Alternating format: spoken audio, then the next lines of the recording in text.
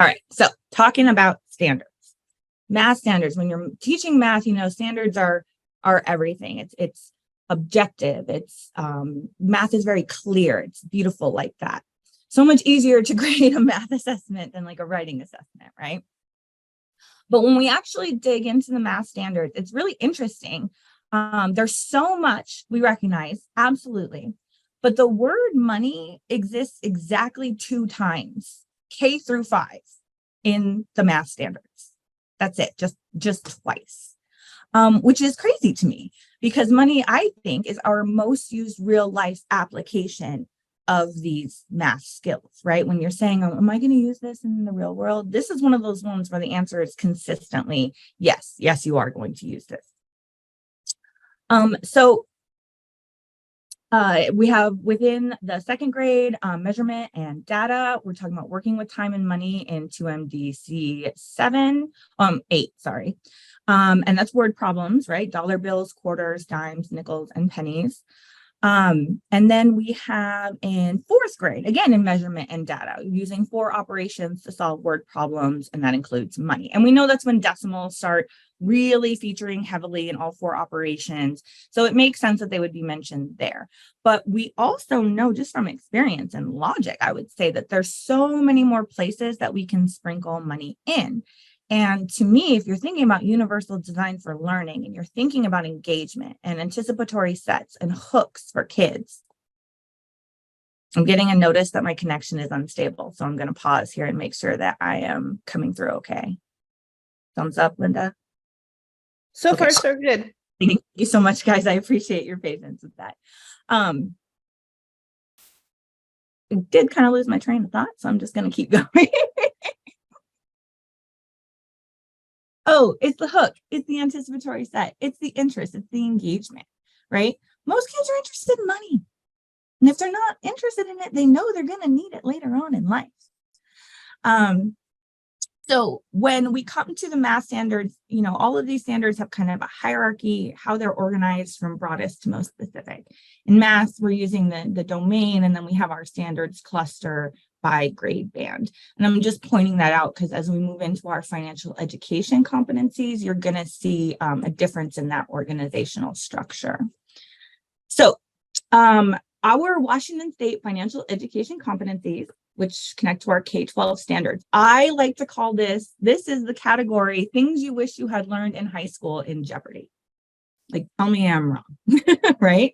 We have spending and saving, credit and debt, employment and income, investing, insurance and risk management, and financial decision-making. And I would note here that investing is not featured very prominently in the K-5 space. This is not one that they really dig into, past laying the foundational understanding that there are ways your money can work for you, and introducing that idea of compound interest early, because we know it's a difficult concept. I believe, well, in Arizona, it was 7th grade. I don't know if that's the same here in Washington, but the background knowledge needed to really successfully dig into that skill is wonderful to start setting in elementary school. So I do just want to note that some of these insurance and risk management, credit and debt, are we really going to teach students about these concepts in elementary school?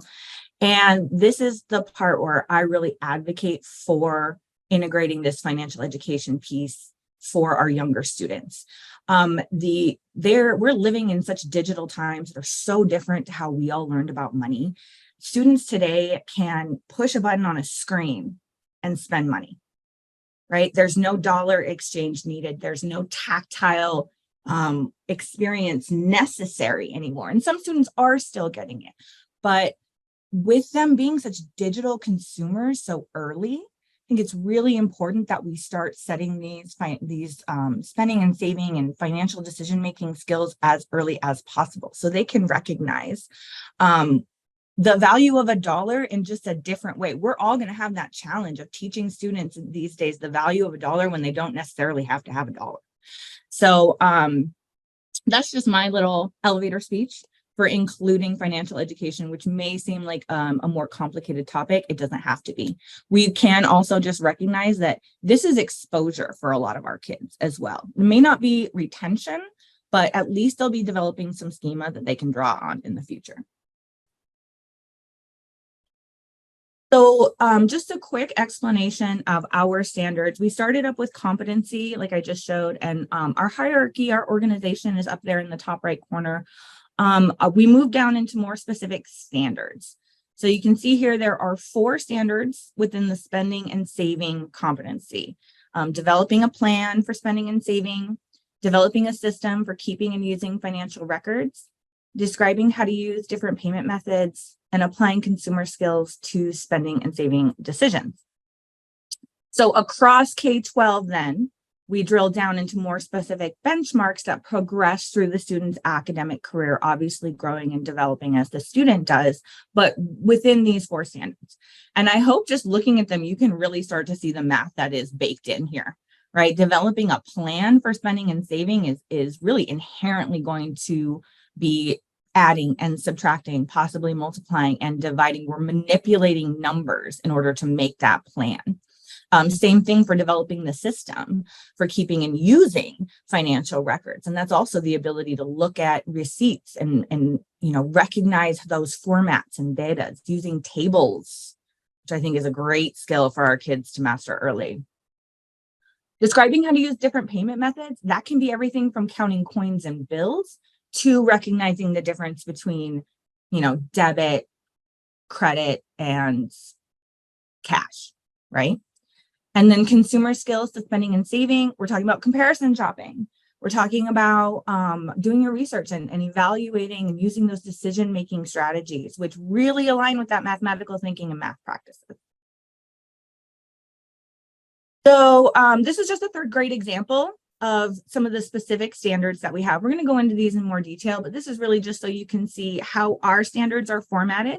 Those will be linked in the resource package that you will receive when we're done with this. And I really encourage you to explore them, but I'm going to highlight some of the best math ones for us now across K-5. So as we're looking at, this is our horizontal kind of outline, our printable K-12 standards or K-5 financial education standards page. And we're still focusing on that spending and saving competency, and we're still in developing a plan for spending and saving. What I've done here is put some green stars next to the standards that really align with some great math skills, and then blue stars next to some awesome social emotional standards that really connect there and have some great opportunities. So in 2nd grade, again, 2nd and 4th, we know we're going to see some of these standards featured, creating a way to keep track of money spent, not just tracking it, but creating their own way, which I think is very an interesting take on that. In 3rd grade, they're categorizing types of household expenses and maybe different sources of income, which that could be students who come from perhaps 2 different houses, or perhaps students who have different assistance programs that relate to their income. So that might be something that you want to make sure you recognize and hold space for in your classrooms, the different situations that your students are coming from. We have the same thing continuing through 4th grade. And then you can see in 5th grade, it progresses even to listing the components of personal spending plans, which is awesome. In 4th grade, we have calculating sales tax for a given purchase. Sales tax, oh my gosh. I think this is a fantastic thing. It's so funny how students, this is such an important thing. We deal with it every single day, but we're so hesitant to talk about taxes with our students. So I think this is a great explicit standard to mention. On the social emotional side, we have examples of alternatives to activities that charge fees.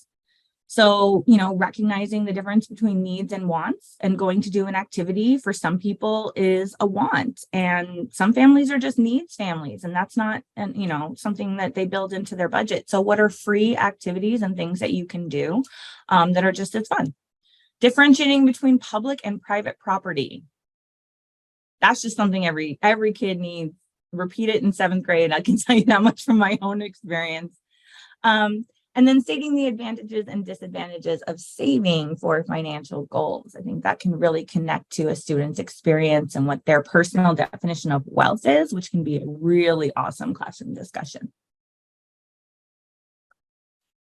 Staying in that spending and saving, describing how to use different payment methods. Like I said, there's a lot of areas of opportunity here.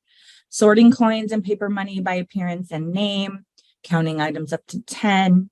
In first grade, calculating the amount of change to be returned in whole dollar amounts. Wonderful to use with a manipulative if you have plain money. In third grade, we're looking at calculating the total cost of a purchase that includes multiple items in whole dollar amounts. And like you see, that can continue into fourth grade when you're verifying the cost of that purchase and then calculating change, again, knowing that we have those decimal skills under our belt. So again, my point here is just to show how these financial education standards that we have really do overlap with the math skills that you're already teaching, that may not be explicitly connected to money within the math standards, but are not only great foundational math skills, but great personal finance skills for students to learn as well. And then I just have to mention employment and income, because I feel like that, jobs, what do you want to be when you grow up? That's a really popular kind of personal finance entry point for elementary. I call it the low-hanging fruit. That doesn't mean that it's bad fruit. It's great fruit. But I think there's ways to really extend it and get more realistic with kids and give them like an idea of, for example, how payroll deductions can affect your take-home pay.